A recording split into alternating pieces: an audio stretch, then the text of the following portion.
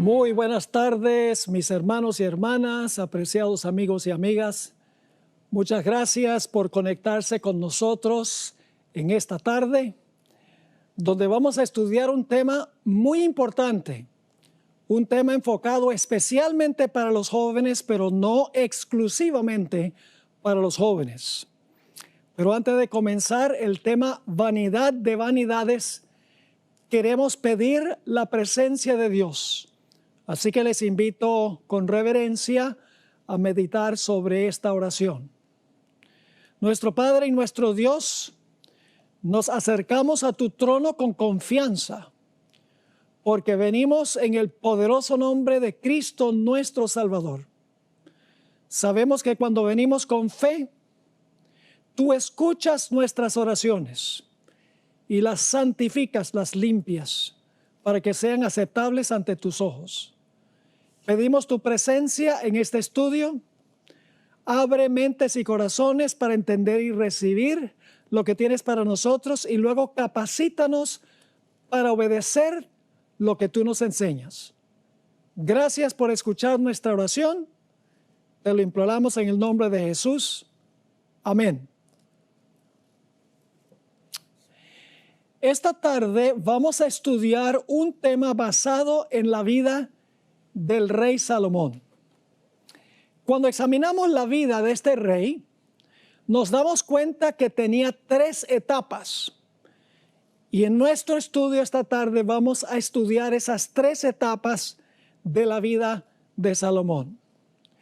La primera etapa es cuando era jovencito, cuando recientemente fue elegido rey. Una noche, Salomón se hallaba acostado y tuvo un sueño. Y en el sueño, Dios le habló a Salomón y le hizo una oferta. Dice en Primera de Reyes, el capítulo 3 y el versículo 5, lo que Dios le dijo.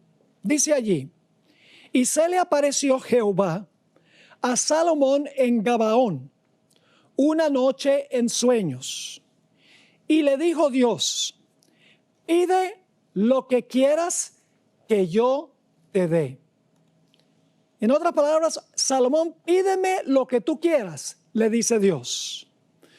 Ahora, Salomón podría haber pedido muchas cosas. Podría haber pedido dinero, fama, grandeza, entre otras cosas. Pero Salomón pidió algo muy sorpresivo. En los versículos 6 al 9 encontramos las siguientes palabras: ahora pues, Jehová Dios mío, tú me has puesto a mí tu siervo por rey, en lugar de David mi padre. Y yo soy joven, y no sé cómo entrar ni salir. Y tu siervo está en medio de tu pueblo, el cual tú escogiste, un pueblo grande, que no se puede contar ni numerar por su multitud. Ahora viene la petición. Da pues a tu siervo corazón entendido para juzgar a tu pueblo y para discernir entre lo bueno y lo malo, porque ¿quién podrá gobernar tu pueblo tan grande? ¿Qué fue lo que pidió Salomón? Corazón entendido para juzgar y la capacidad de discernir entre el bien y el mal. La Biblia nos dice que Dios se complació con la petición de Salomón. En el versículo 10 nos dice: y agradó delante del Señor que Salomón pidiese esto. Y ahora Dios le va a responder a Salomón, un Dios agradado por la petición que le hizo el rey. En los versículos 11 y 12 encontramos las siguientes palabras. Y le dijo Dios: porque has demandado esto y no pediste para ti muchos días, es decir, larga vida, ni para ti riquezas, ni pediste la vida de tus enemigos, sino que demandaste para ti inteligencia para oír juicio, he aquí lo he hecho conforme a tus palabras. He aquí que te he dado corazón sabio y entendido, tanto que no ha habido antes de ti otro como tú, ni después de ti se levantará otro como tú, que entre los reyes ninguno haya como tú en todos tus días. Dios le dio a Salomón lo que pidió: sabiduría, corazón entendido para juzgar al pueblo, la capacidad de discernir entre lo bueno y lo malo. Pero Dios también le dio a Salomón las añadiduras. Nos dice en el versículo 13 de Primera de Reyes 3: y aún te he dado las cosas que no pediste, riquezas y gloria, de tal manera que entre los reyes ninguno haya como tú en todos tus días. Y si anduvieres en mis caminos, guardando mis estatutos y mis mandamientos, como anduvo David tu padre, yo alargaré tus días. Me hace recordar un texto que todos conocemos muy bien, Mateo 6 y el versículo 33, a donde dice: mas buscad primeramente el reino de Dios y su justicia, y todas estas cosas os serán añadidas. Salomón pidió primero conocer bien el reino de Dios, y también le fueron concedidas todas las añadiduras. Como dice aquí, muchos días, riquezas, la vida de sus enemigos, inteligencia para oír juicio, etc. Ahora, ¿cómo fue la sabiduría que Dios le dio a Salomón? En Primera de Reyes 4, el siguiente capítulo, versículo 29 al 34, nos dice que Dios le dio una sabiduría muy amplia a Salomón. Dice así: y Dios dio a Salomón sabiduría y prudencia muy grandes, y anchura de corazón como la arena que está en la orilla del mar. Era mayor la sabiduría de Salomón que la de todos los orientales, y que toda la sabiduría de los egipcios. Aún fue más sabio que todos los hombres, más que Etán Esraíta, y que Emán, Calcol y Darda, hijos de Maol, y fue conocido entre todas las naciones de alrededor. Y fíjese que fue tan sabio que no solamente fue capaz de juzgar y de distinguir entre el bien y el mal, sino que se volvió un botánico y un zoólogo y un escritor. Porque sigue diciendo aquí: y compuso 3000 proverbios, y sus cantares fueron 1005. También disertó sobre los árboles, desde el cedro del Líbano hasta el hisopo que nace en la pared. Asimismo disertó sobre los animales, sobre las aves, sobre los reptiles y sobre los peces. Y para oír la sabiduría de Salomón, venían de todos los pueblos y de todos los reyes de la tierra, a donde había llegado la fama de su sabiduría. Cuando Dios da una bendición, la da en abundancia. Salomón pidió lo que Dios quería que pidiera, y Dios le dio amplia sabiduría, no solamente para distinguir entre el bien y el mal y para juzgar al pueblo, sino en muchas otras áreas de la vida. En Primera de Reyes 10, 23 y 24 encontramos otra vez una descripción de la sabiduría de Salomón. Dice: así excedía el rey Salomón a todos los reyes de la tierra en riquezas y en sabiduría. Toda la tierra procuraba ver la cara de Salomón para oír la sabiduría que Dios había puesto en su corazón. El propósito de Dios era que Salomón gobernara como lo describe el Salmo 72. Ahora, no tenemos tiempo para leer todo el Salmo 72, pero voy a leer solamente los primeros 4 versículos, y fíjense el número de veces aquí que aparece la palabra justicia y la palabra juzgará. Dios quería que Salomón fuese un rey justo, un rey que pudiera distinguir entre el bien y el mal, entre lo correcto y lo incorrecto, para juzgar al pueblo. Dice en el Salmo 72:1, oh Dios, da tu juicio al rey y tu justicia al hijo del rey. Él juzgará a tu pueblo con justicia y a tus afligidos con juicio. Los montes llevarán paz al pueblo y los collados justicia. Juzgará a los afligidos del pueblo, salvará a los hijos del menesteroso y aplastará al opresor. ¿Qué es la sabiduría que pidió Salomón? Vamos a leer algunos versículos que nos describen un poquito más detalladamente lo que es la sabiduría que Dios le dio a Salomón. Noten lo que dice Proverbios, el capítulo 9 y el versículo 10. El temor de Jehová no significa tenerle miedo, sino un alto respeto que lo obedece. El temor a Jehová es el principio de la sabiduría. Así que si tú no temes a Jehová, no tienes ni siquiera el principio de ser sabio. El temor de Jehová es el principio de la sabiduría y el conocimiento del Santísimo es la inteligencia. Pero hay más. En Proverbios 8 y el versículo 13 dice, el temor de Jehová es aborrecer el mal. No solo es amar el bien, sino dice aquí, el temor de Jehová es aborrecer el mal.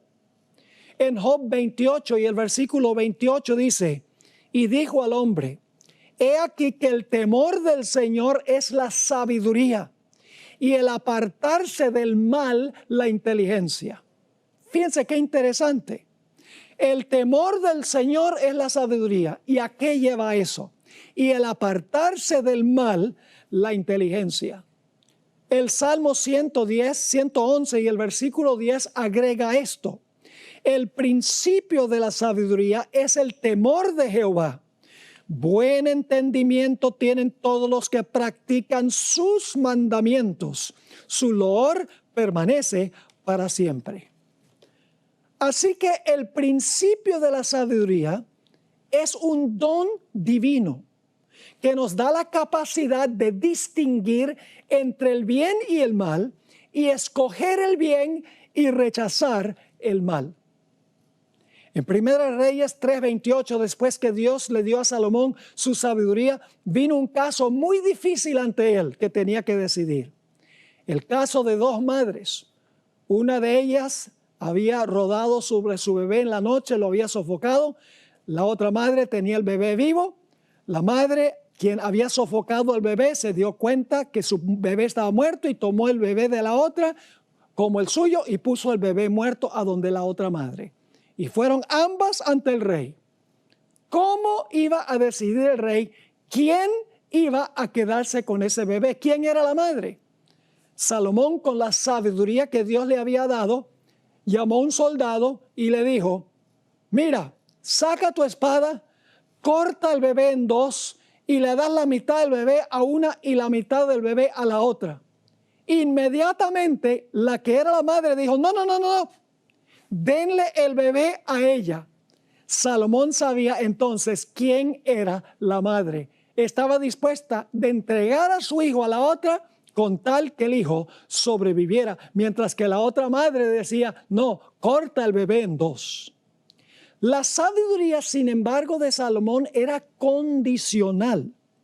En 1 Reyes 3 y el versículo 14, Dios pone ese sí condicional. Dice así, si anduvieres en mis caminos, guardando mis estatutos y mis mandamientos, como anduvo David tu padre, yo alargaré tus días. Dios le dio a Salomón una receta para retener su sabiduría. Los reyes de Israel tenían que cargar con ellos lo que se conoce como el libro de la ley. Debían leer ese libro todos los días y todas sus decisiones debían basarse en consultar el libro de la ley. Encontramos en Deuteronomio 17, 18 al 20, una descripción de esto. Dice lo siguiente, y cuando se siente sobre el trono de su reino, Entonces escribirá para sí en un libro una copia de esta ley, del original que está al cuidado de los sacerdotes levitas, y lo tendrá consigo y leerá en él todos los días de su vida, para que aprender a temer a Jehová su Dios, para guardar todas las palabras de esta ley y estos estatutos, para ponerlos por obra, para que no se eleve su corazón sobre sus hermanos, ni se aparte del mandamiento a diestra ni a siniestra, a fin de que prolongue sus días en el reino, él y sus hijos en medio de Israel. Debía cargar constantemente un ejemplar del libro de la ley copiado por él mismo. Y antes de tomar cualquier decisión, debía regirse por lo que decía Dios en ese libro. De esa manera iba a conservar su sabiduría, a tomar decisiones sabias. Así comenzó la vida de Salomón. Por un tiempo, su vida estuvo llena de sabiduría. Tomó decisiones acertadas. Todos admiraban a Salomón, venían nada más con el fin de verle la cara. Pero luego la vida de Salomón entró en una segunda etapa. La segunda etapa empieza a describirse en Primera de Reyes, el capítulo 10 y el versículo 14 y 15. El primer punto de su caída fue que comenzó a depender de sus riquezas. Dice allí en Primera Reyes 10, 14 y 15, el peso del oro que Salomón tenía de renta cada año era 666 talentos de oro, una cantidad pero abrumadora, grandísima. Así que dice, el peso del oro que Salomón tenía de renta cada año era 666 talentos de oro, sin lo de los mercaderes y lo de la contratación de especias y lo de todos los reyes de Arabia y de los principales de la tierra. Riquísimo era Salomón. Pero Dios había instruido que la riqueza viene como resultado de la bendición de Dios. En Deuteronomio 8 y el versículo 18, Dios le dijo al pueblo de Israel, si no, acuérdate de Jehová tu Dios, porque Él te da el poder para hacer las riquezas, a fin de confirmar su pacto que juró a tus padres, como en este día. Así que Salomón en primer lugar comenzó a depender de su propia sabiduría para acumular posesiones y riquezas. Empezó a mirarse a sí mismo como la fuente de la prosperidad. Pero hubo otro asunto que hundió a Salomón en la segunda etapa de su vida. En Primera Reyes 11, 1 al 5 encontramos el otro factor.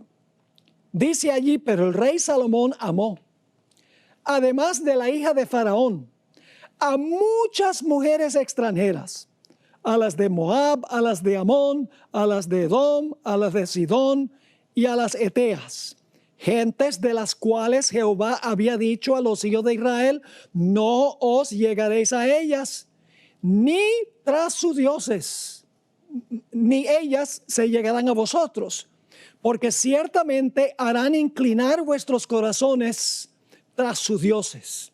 A estas pues se juntó Salomón con amor y tuvo 700 mujeres reinas y 300 concubinas. Vaya, 1000 mujeres en su vida, hermanos y hermanas.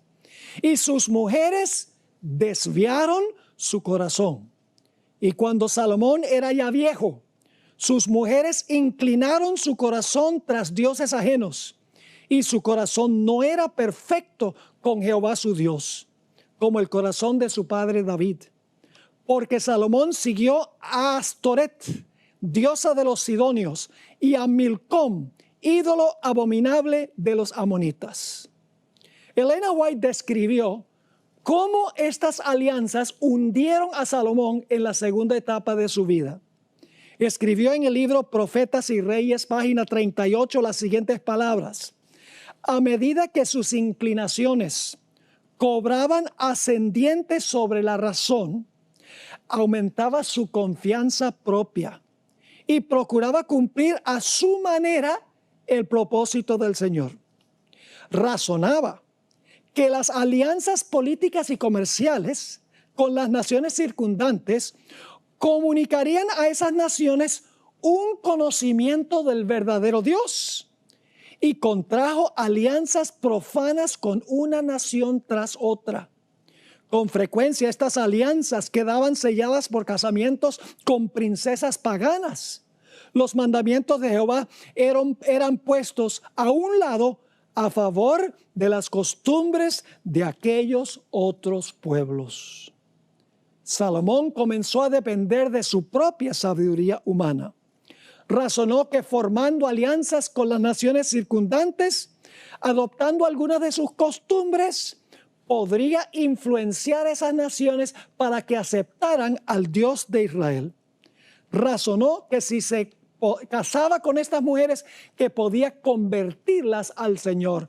Algo que pasa frecuentemente entre los jóvenes hoy en día, que escogen unirse en yugo desigual con los incrédulos.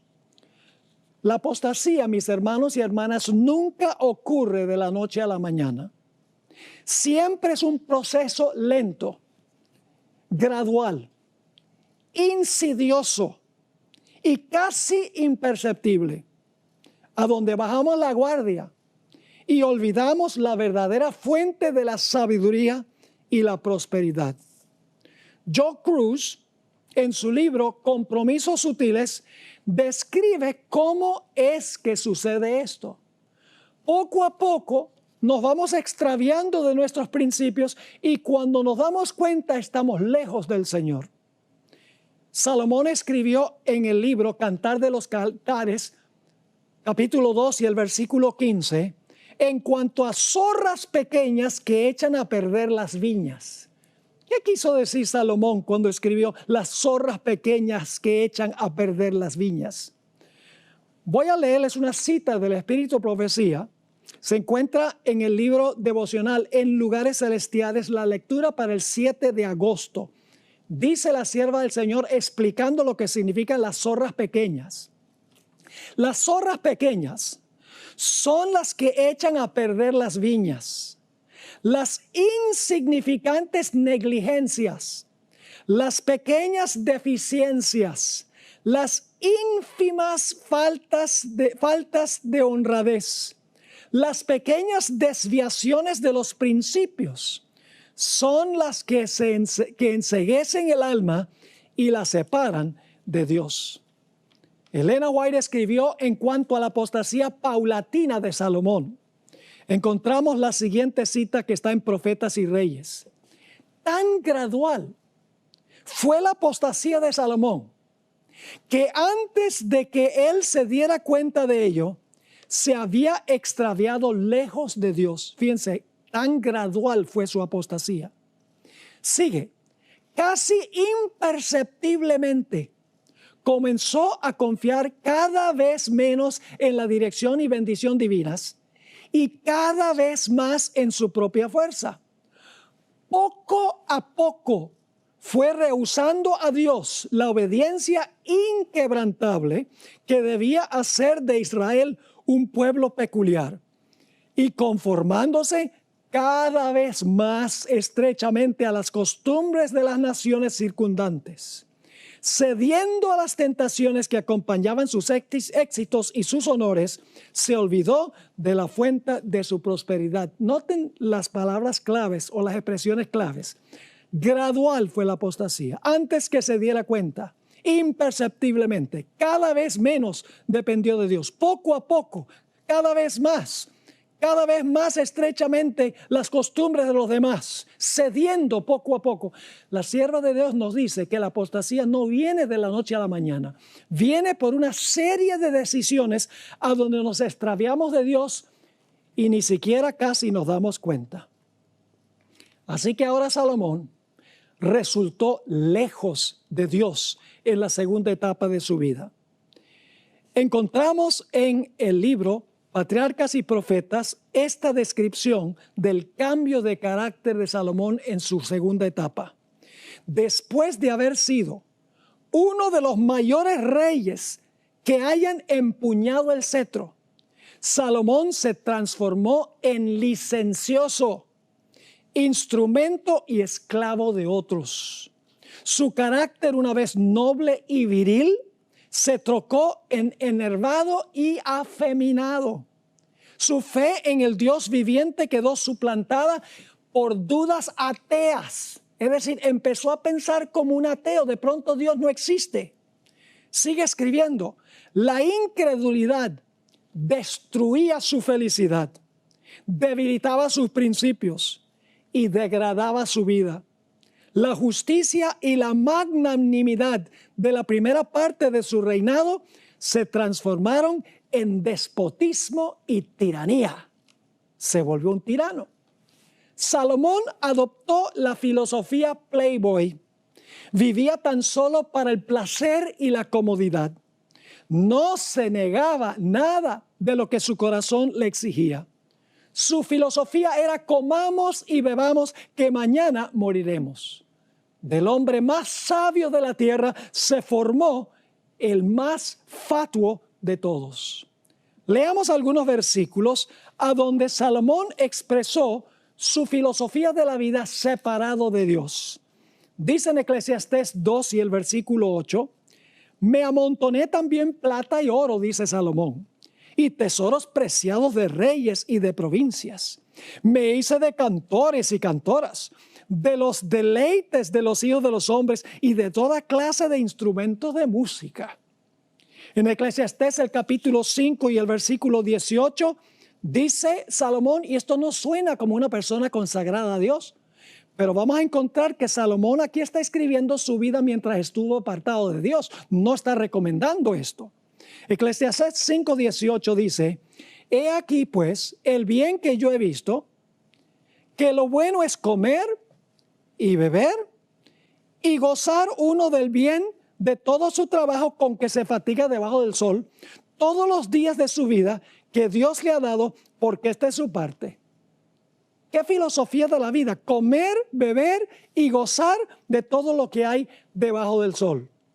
En Eclesiastés 8 y el versículo 15, Salomón describe un rasgo de su vida aparte de Dios. Dice: por lo tanto, alabé yo la alegría que no tiene el hombre bien debajo del sol, sino que coma y beba y se alegre, y que esto se le quede todos los días de su vida que Dios le concede debajo del sol. En Eclesiastés 2 y el versículo 10 y 11, en realidad sería bueno leer los versículos 4 al 18, dice Salomón esto: no negué a mis ojos ninguna cosa que desearan, ni aparté mi corazón de placer alguno, porque mi corazón gozó de todo mi trabajo, y esta fue mi parte de toda mi faena. Miré luego todas las obras que habían hecho mis manos y el trabajo que tomé para hacerlas. Y he aquí todo era vanidad y aflicción de espíritu, sin provecho debajo del sol. Ahora mira su vida y dice: ¿qué significado e importancia tiene mi vida? Su apostasía fue casi total. En Profetas y Reyes, página 55, encontramos esta descripción.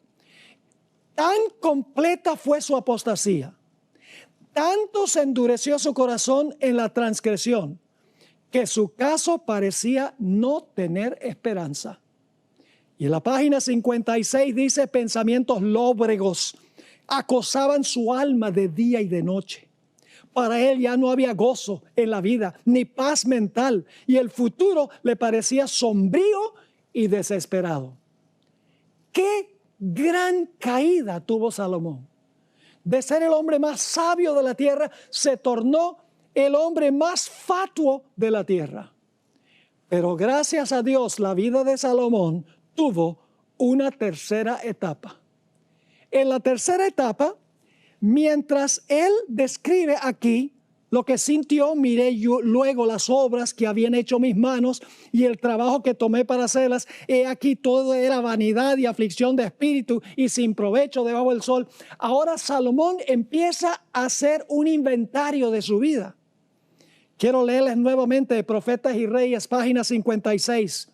La hermana White habla aquí del momento en que se sacudió y se despertó de su letargo, dice, despertando como de un sueño, al oír la sentencia de juicio pronunciada contra él y su casa, Salomón sintió los reproches de su conciencia y empezó a ver lo que verdaderamente significaba su locura. Afligido en espíritu y teniendo la mente y el cuerpo debilitados, ya estaba viejo, el cuerpo y la mente estaban debilitados, se apartó, cansado y sediento de las cisternas rotas de la tierra, para beber nuevamente en la fuente de la vida. Al fin la disciplina del sufrimiento realizó su obra en su favor. Durante mucho tiempo le había acosado el temor de la ruina absoluta que experimentaría si no podía apartarse de su locura. Pero discernió finalmente un rayo de esperanza en el mensaje que se le había dado. Dios no le había cortado por completo, sino que estaba dispuesto a librarle de una servidumbre más cruel que la tumba, servidumbre de la cual él mismo no podía librarse.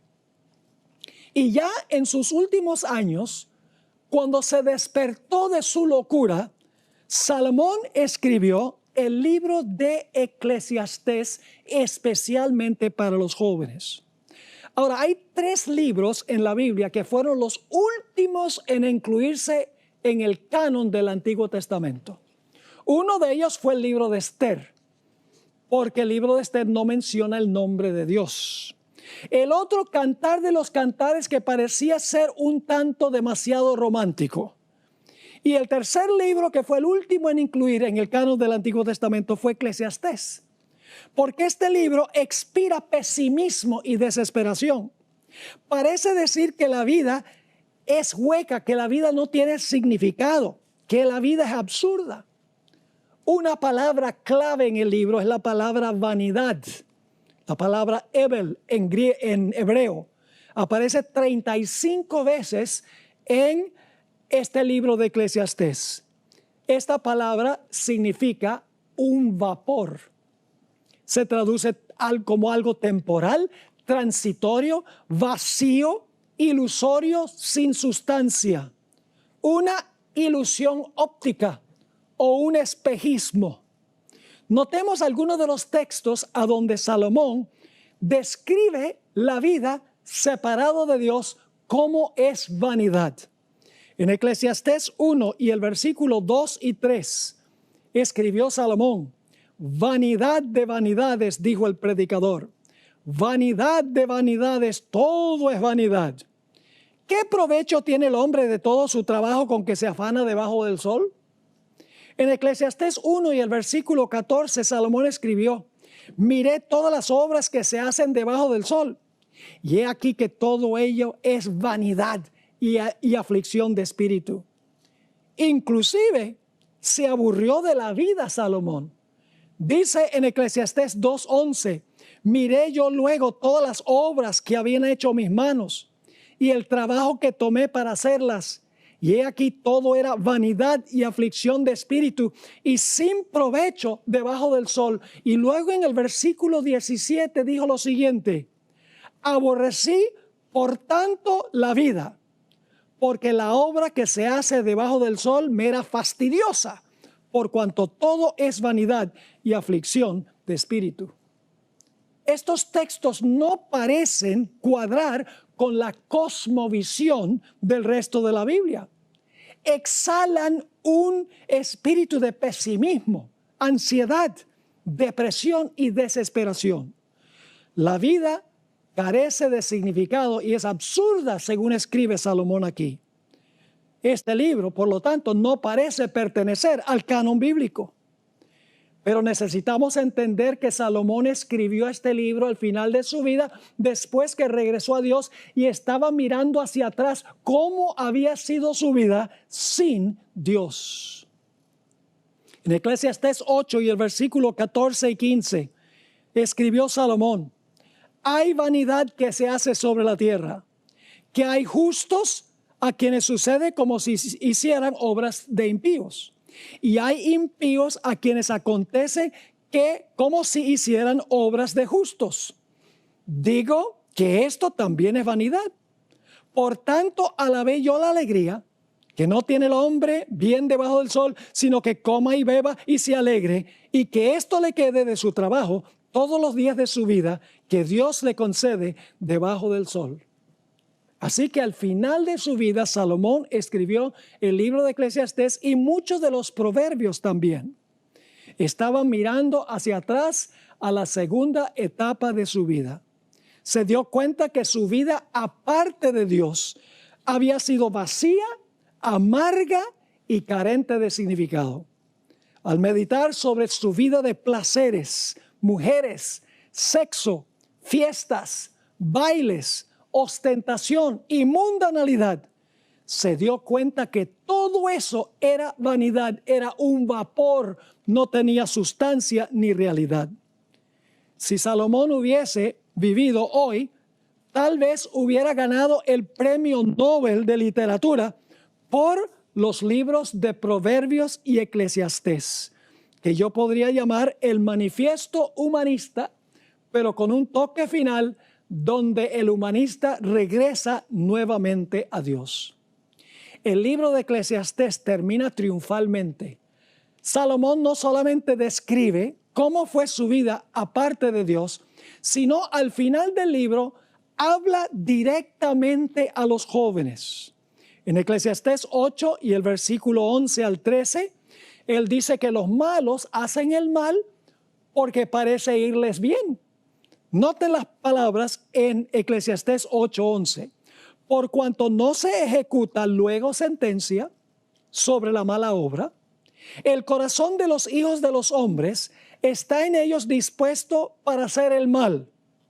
Y luego él dice esto: aunque el pecador haga mal 100 veces y prolongue sus días, con todo yo también sé que les irá bien a los que a Dios temen, los que temen ante su presencia, y no le irá bien al impío, ni le serán prolongados los días que son como sombra, por cuanto no teme delante de la presencia de Dios. Él dice, puede ser que la gente haga cosas malas y que le salga todo bien, pero yo sé que a la larga esas personas que no temen a Dios no les va a ir bien.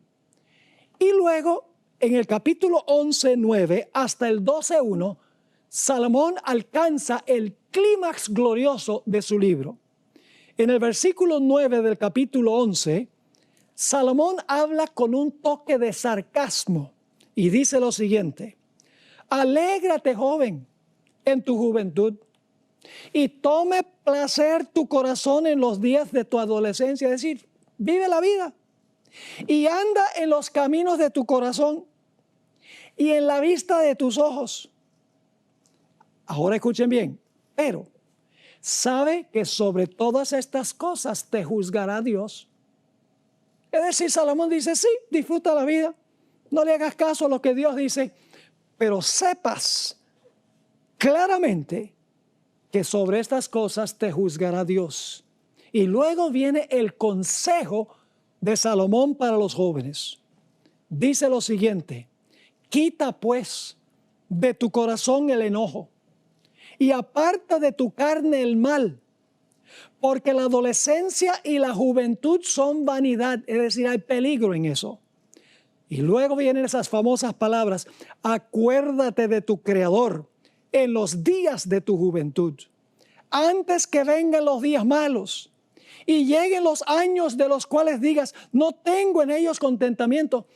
Jóvenes, Salomón está aquí hablando de su vida pasada.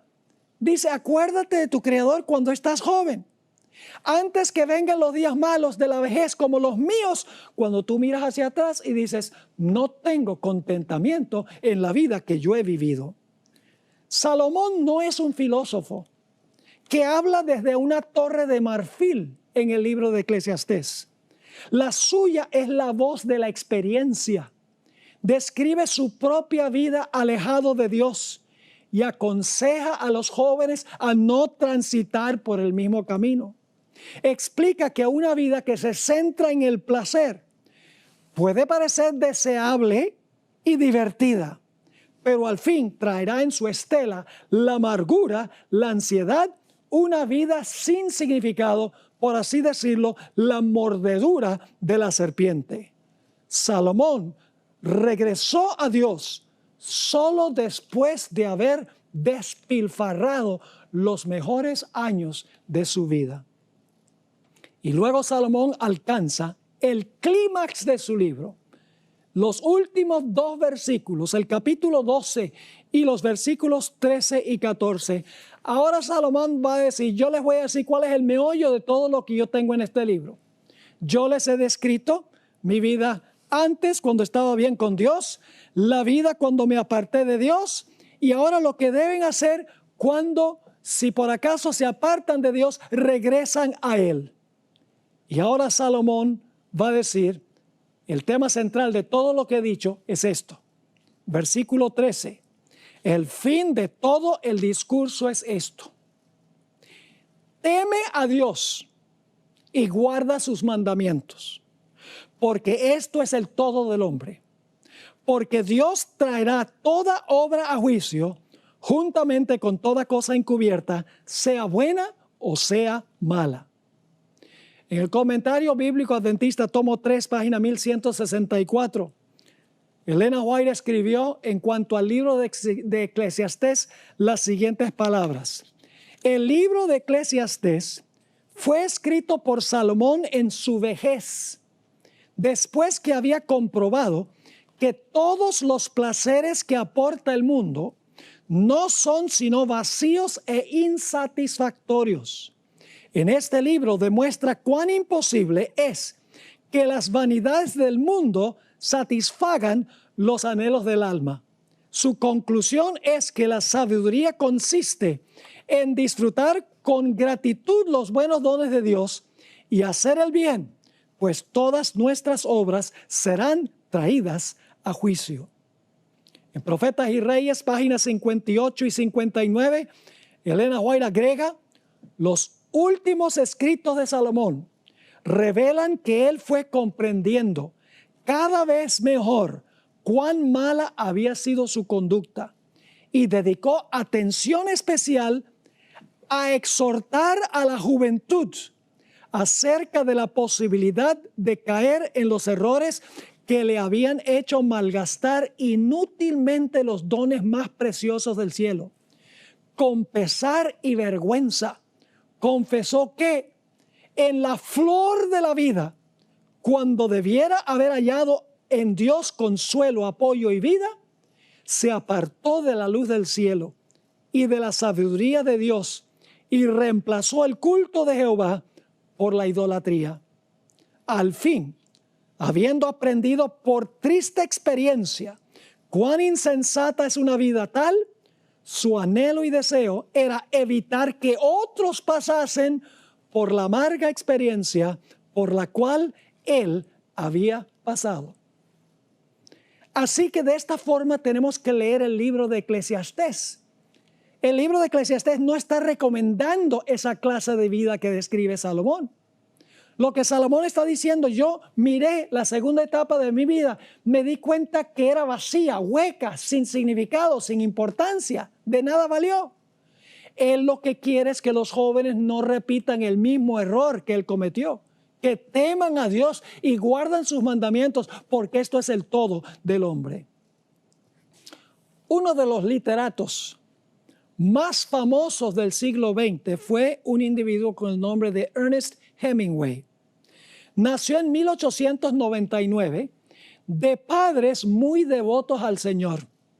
Eran activos en la iglesia, primera iglesia congregacional. Muy temprano en su vida, Hemingway abandonó sus raíces y nunca fue feliz. Se casó con 4 mujeres y en todos sus matrimonios fue miserable. Comenzó a beber muy temprano en su vida. Y en la década de los 40, de los 1940, Hemingway estaba obeso. Tenía alta presión y sufría de una profunda depresión. En ese tiempo comenzó a oír voces que le hablaban en su mente. Por varios años vivió en Cuba y luego en Cayo Hueso, al sur del estado de la Florida. Frecuentaba muy a menudo los bares allí en Cayo Hueso. Vivía una vida completamente libertina. Aquellos que lo conocieron lo describieron como un hombre infeliz, vulgar y alcohólico. Hasta el final de su vida, escribió lo que se considera como su obra maestra. Al final de su vida, escribió lo que muchos eruditos piensan fue su obra maestra y le aportó el premio Nobel de Literatura en el año 1954. El nombre de esa obra era El viejo y el mar, una obra publicada en el año 1952. Para fines de la década de los 50, sufría una depresión tan profunda que se internó en la famosa Clínica Mayo, a donde pasó 2 meses recibiendo tratamiento de terapia de carga eléctrica. Pero al salir, su depresión se intensificó aún más. Te dicen, ¿por qué pastor está mencionando esta obra y a este personaje? Porque yo creo que su obra, El viejo y el mar, es una autobiografía simbólica de la vida de Hemingway. Desde su juventud, aquí hay algo interesante. Hemingway estaba fascinado con el libro de Eclesiastés. Es más, en inglés escribió una obra que se titula The Sun Also Rises. El sol también se levanta. Él estaba fascinado con el libro de Eclesiastés. Muchos eruditos consideran que su obra, en español se llama Fiesta, pero en inglés se llama The Sun Also Rises, es su obra maestra. Ahora, ¿qué es la historia que se relata en el libro El viejo y el mar? Que creo yo es una biografía, una autobiografía simbólica de Hemingway. La historia del viejo y el mar describe a un viejo pescador cubano llamado Santiago, cuyo cuerpo está cicatrizado y redoblado por los muchos años que ha pasado pescando en el mar. Por 85 días, ya de viejo, no ha logrado pescar absolutamente nada, lo cual lleva a los pescadores jóvenes a burlarse de él y a decir, estás salado, estás demasiado viejo para pescar. Un día, el pescador solitario salió para pescar en su barco. De repente enganchó un gigantesco pez espada, cual no se había visto nunca en esas aguas. Ahora el viejo tenía que luchar contra el pez y luchar contra el mar. El viejo se imaginaba cómo iba a exigir este trofeo cuando llegara a la playa. Iba a decir, ve que mi vida sí tiene significado, no estoy salado. Por 3 días, el viejo luchó contra el mar y el pez. Se cortó las manos con el sedal. El sol inmisericordia le tostó la piel. Llegó a sudar profusamente en el clima húmedo. Sus músculos, generalmente firmes y fuertes, le empezaron a doler mientras continuaba la batalla contra el mar y el pez. Finalmente terminó la batalla. El viejo venció al pez y al mar. El pez espada era tan grande que no podía meterlo en el barco. Así que el viejo lo amarró al lado del barco. Entonces atacaron los tiburones, olfateando la sangre del pez. Empezaron a comérselo. El viejo desesperado sacó un arpón y empezó a arponear a los tiburones y logró matar a uno de ellos. Por un tiempo se fueron, pero en el proceso de arponear a uno perdió el arpón. Los tiburones luego regresaron, esta vez con más compañeros. El viejo amarró su cuchillo a uno de los remos y lo usó como un arpón y logró matar a 5 tiburones. Pero los tiburones siguieron viniendo. Con un frenesí indescriptible, el viejo usó un palo para apalear a los tiburones y esta vez los tiburones no se fueron. terminaron su banquete. Cuando anochece, lo que queda del pez es el esqueleto. Al viejo, que hace poco había proclamado su victoria sobre el pez y sobre el mar, no le quedaba para mostrarlo sino un esqueleto. El que había pensado que su carrera había terminado con éxito, terminó con una amarga derrota. Cuando el viejo llegó a la playa, no le quedaba nada. Toda su lucha, las manos ensangrentadas, los músculos dolientes, la energía desgastada, la piel tostada, no valían de nada. La lucha había terminado con desesperación, un vacío, un absurdo. Todo lo que quedaba era tragedia y pérdida. Yo creo que ustedes pueden captar en qué sentido es que esta historia es una biografía de la vida de Hemingway, cuando se apartó de la fe de sus padres y se volvió lo que yo describí. Lamentablemente, Hemingway no fue como Salomón. No regresó a Dios al final de su vida. Miró su vida, no había razón para vivir. Miró su vida, era absurda, sin significado. Y así fue que Hemingway vivió su propia novela. El 2 de julio de 1961, Hemingway sacó su arma de fuego favorito, lo apuntó a su cabeza y aló el gatillo. Su vida terminó con un vacío. Jóvenes, una vida aparte de Dios puede parecer placentera y deseable por un tiempo, pero al fin llevará a la ruina, a la pérdida de la vida eterna. ¿Qué aprovechará el hombre, dijo Jesús, si el hombre ganare todo el mundo y perdiere su alma? Me hace recordar la historia del hijo pródigo, que es una historia parecida a la de Salomón.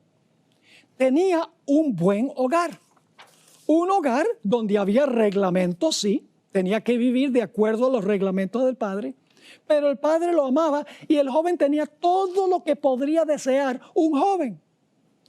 Pero el joven un día dijo: yo estoy aburrido de todos los reglamentos y las leyes de esta casa y yo quiero mi parte de la herencia y yo quiero conocer el mundo.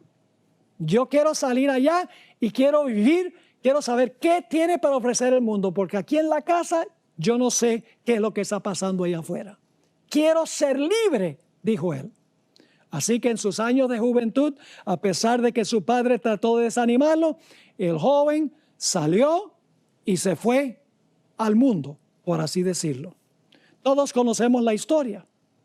El joven por un tiempo gozó. Mientras había dinero, había amigos por montones.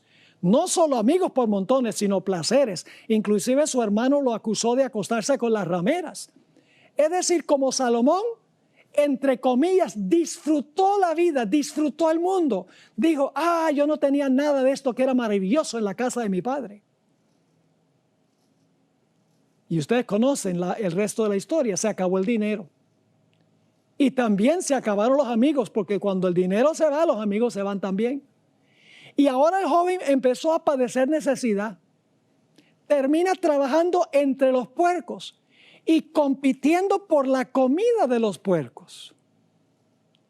Y finalmente, él se pone a pensar y dice: ¿qué desperdicio de vida fue este? Mi padre era maravilloso. Los reglamentos de la casa no eran tan malos. Yo voy a regresar a la casa de mi padre. Y le voy a decir: he pecado contra el cielo y contra ti. No soy digno de ser llamado tu hijo. Ahora, ¿qué fue lo que atrajo al joven a la casa? El hecho de que él conocía a su padre. Él sabía que el padre lo amaba. Y estaba seguro que el padre lo iba a recibir aunque fuera como un siervo. Así que el joven preparó su discurso, regresó a la casa y empezó su discurso. Padre, he pecado contra el cielo y contra ti, y no soy digno de ser llamado tu hijo. El padre no permitió que terminara su discurso.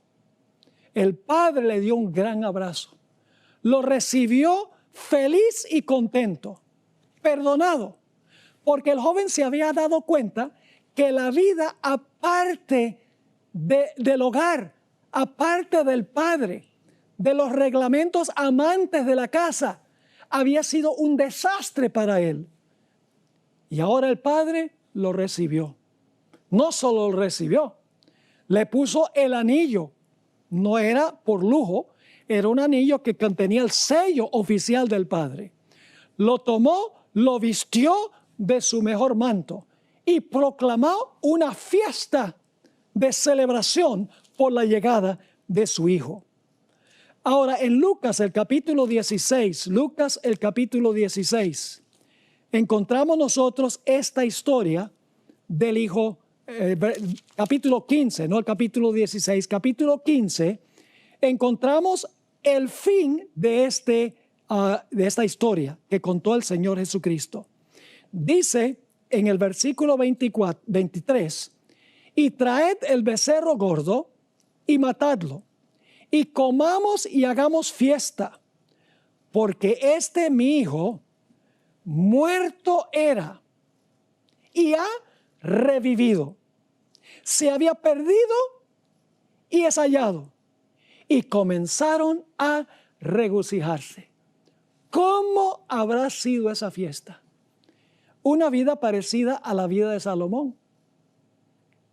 Primera etapa, en casa, con el padre, viviendo de acuerdo a los reglamentos del hogar. Reglamentos razonables para garantizar la seguridad. Segunda etapa, alejado del padre, libre entre comillas, viviendo la vida, disfrutando de los placeres del mundo. Una tercera etapa, cuando vino en sí y se dio cuenta que esa vida que había llevado no valía absolutamente nada y regresó a su padre, se arrepintió y fue reintegrado a la familia. Igual que la vida de Salomón. Ahora, puede haber un joven o una señorita que ha escuchado este tema que se ha ido de casa.